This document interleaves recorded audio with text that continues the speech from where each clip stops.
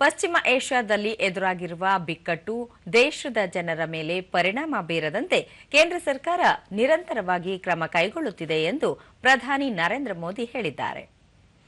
ಕೇರಳ ವಿಧಾನಸಭೆ ಚುನಾವಣೆಯ ಹಿನ್ನೆಲೆಯಲ್ಲಿ ಪಾಲಕ್ಕಾಡ್ನಲ್ಲಿ ಸಾರ್ವಜನಿಕ ಸಭೆಯಲ್ಲಿ ಪಾಲ್ಗೊಂಡು ಮಾತನಾಡಿದ ಅವರು, ಪಶ್ಚಿಮ ಏಷ್ಯಾ ದೇಶಗಳ ಮುಖ್ಯಸ್ಥರೊಂದಿಗೆ ಸಂಪರ್ಕದಲ್ಲಿದ್ದು ಸಂಘರ್ಷ ವಲಯದಲ್ಲಿರುವ ಭಾರತೀಯರ ಸುರಕ್ಷತೆಗೆ ಕ್ರಮ ವಹಿಸಲಾಗಿದೆ ಎಂದು ತಿಳಿಸಿದರು.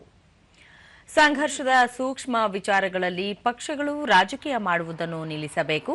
ಗಲ್ಫ್ ರಾಷ್ಟ್ರಗಳಲ್ಲಿ 1 ಕೋಟಿಗೂ ಅಧಿಕ ಭಾರತೀಯರು ವಾಸಿಸುತ್ತಿದ್ದು ಅವರ ಸುರಕ್ಷತೆಗೂ ಒತ್ತು ನೀಡಲಾಗಿದೆ ಎಂದು ಹೇಳಿದರು. ಕೇಂದ್ರ ಸರ್ಕಾರ ಮಹಿಳಾ ಆಧಾರಿತ ಅಭಿವೃದ್ಧಿಗೆ ಹೆಚ್ಚಿನ ಉತ್ತೇಜನ ನೀಡಿದೆ. ಆರ್ಥಿಕ ಒಳಗೊಳ್ಳುವಿಕೆ, ಹಣಕಾಸು, ವಸತಿ ಸೇರಿದಂತೆ ಇನ್ನಿತರ ಕಾರ್ಯಕ್ರಮಗಳಲ್ಲಿ ಮಹಿಳೆಯರಿಗೆ ಹೆಚ್ಚಿನ ಆದ್ಯತೆ ನೀಡಲಾಗುತ್ತಿದೆ. ಜೊತೆಗೆ ನಾರಿ ಶಕ್ತಿ ವಂದನ್ ಅಧಿನಿಯಮ ಮಸೂದೆಯನ್ನು ಸಂಸತ್ನಲ್ಲಿ ಅಂಗೀಕರಿಸಿದ್ದು, ಇದರಿಂದ ವಿಧಾನಸಭೆ ಮತ್ತು ಸಂಸತ್ನಲ್ಲಿ ಮಹಿಳೆಯರ ಪಾಲ್ಗೊಳ್ಳುವಿಕೆ ಹೆಚ್ಚಾಗಲಿದೆ ಎಂದರು.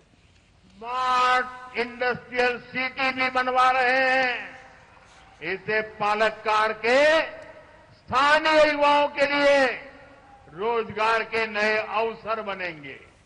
बीजेपी ने हमेशा विमेन लेड डेवलपमेंट की अप्रोच को बढ़ावा दिया है.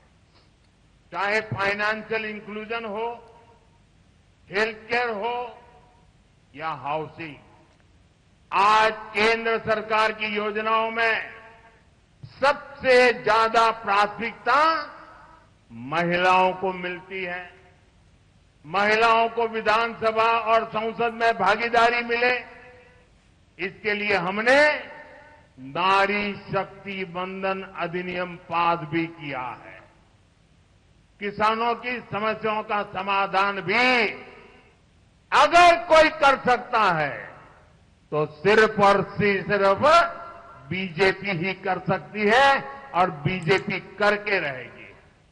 केंद्र सरकार की योजनाएं इसका सबूत है.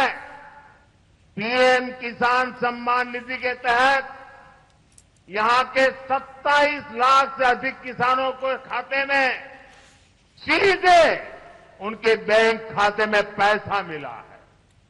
केंद्र सरकार ने पालक्काड के किसानों को लगभग 700 करोड़ रुपए देकर 700 करोड़ रुपए देकर किसानों के खर्च को कम किया है.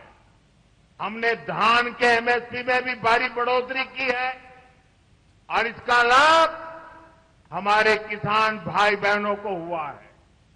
केरल में बीजेपी एनडीए की सरकार आएगी तो केरलम के किसानों की समस्याएं भी खत्म होगी और ये मोदी की गारंटी है. ಇದೇ ವೇಳೆ ಪ್ರಧಾನಿ ನರೇಂದ್ರ ಮೋದಿ ಪಾಲಕ್ಕಾಡ್ನಲ್ಲಿ ರೋಡ್ ಶೋ ನಡೆಸಿದರು. ರಸ್ತೆಯ ಎರಡೂ ಬದಿಗಳಲ್ಲಿ ಬಿಜೆಪಿ ಕಾರ್ಯಕರ್ತರು ಸೇರಿದಂತೆ ಸಾರ್ವಜನಿಕರು ಭಾಗಿಯಾಗಿದ್ದರು.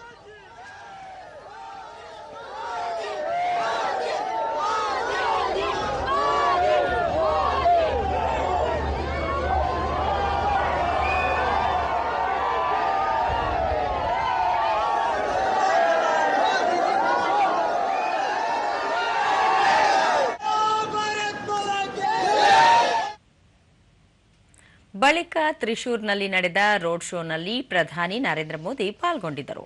ಈ ವೇಳೆ ಕೇಂದ್ರ ಪ್ರವಾಸೋದ್ಯಮ ಖಾತೆ ರಾಜ್ಯ ಸಚಿವ ಸುರೇಶ್ ಗೋಪಿ ಸೇರಿದಂತೆ ಮತ್ತಿತರರು ಉಪಸ್ಥಿತರಿದ್ದರು. ರೋಡ್ ಶೋ ವೇಳೆ ಮಕ್ಕಳು, ಸಾರ್ವಜನಿಕರು ಸೇರಿದಂತೆ ಪ್ರಧಾನಿ ಅವರಿಗೆ ಪುಷ್ಪವೃಷ್ಟಿಗೈದರು.